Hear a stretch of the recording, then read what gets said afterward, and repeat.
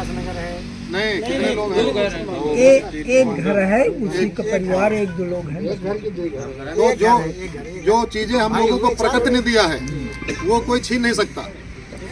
प्रकृति ने हमको जो भाषा बोलने के लिए दिया, ये प्राकृतिक भाषा जो हम बोल रहे हैं, और इतने दिन तक वो शासन किए, हमको वो भाषा नहीं सिखा पाए। हम आज अपनी भाषा बोल रहे हैं। नाम उनकी भाषा में जरूर रख लिया गया, लेकिन भाषा हम अपनी बोल रहे हैं। तो संस्कृति नहीं मिटा सकते, और इस संस्कृति की रक्षा के लिए नागवंशियों ने सदैव आगे बढ़कर और पूरी ताकत और क्षमता से इस सभ्यता और संस्कृति की रक्षा की।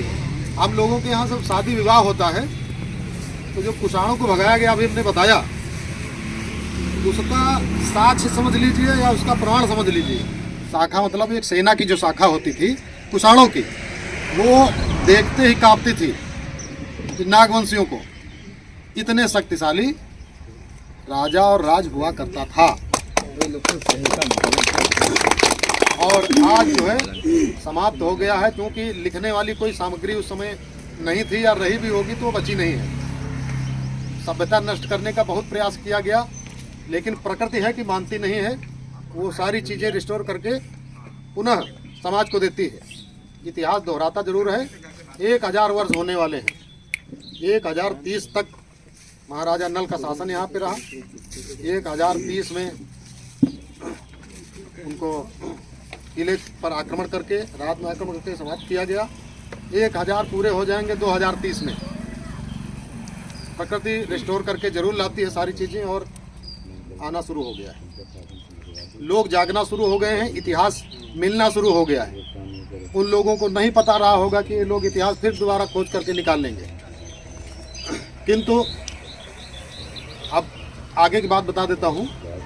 ये तो भूमिका रही, पूरा जो वंश था, जो किले का पूरा स्ट्रक्चर था पुराना, वो बताया गया। ये किला जो है भारतीय पुरातत्व सर्वेक्षण केंद्र सरकार द्वारा संरक्षित है। 312 नंबर क्रमांक पे ये दर्ज है।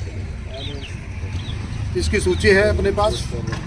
गजेटियर ऑफ अवध 1877 में इसका पूरा उल्लेख है, और अलबरूनी द्वारा लिखित पुस्तकों में भी इसका वर्णन है।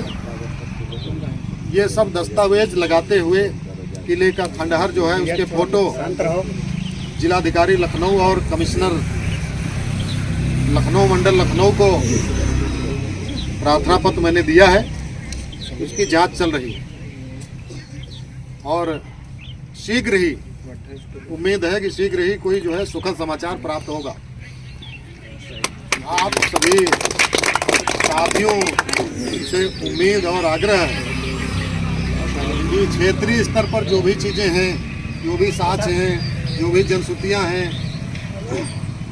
उनको जो है कंठस्थ करके, उनको एकत्रित करके, उनको संयोजित करके रखिए सब लोग। और समय आने पर जन आंदोलन करना पड़ेगा तो वो भी किया जाएगा।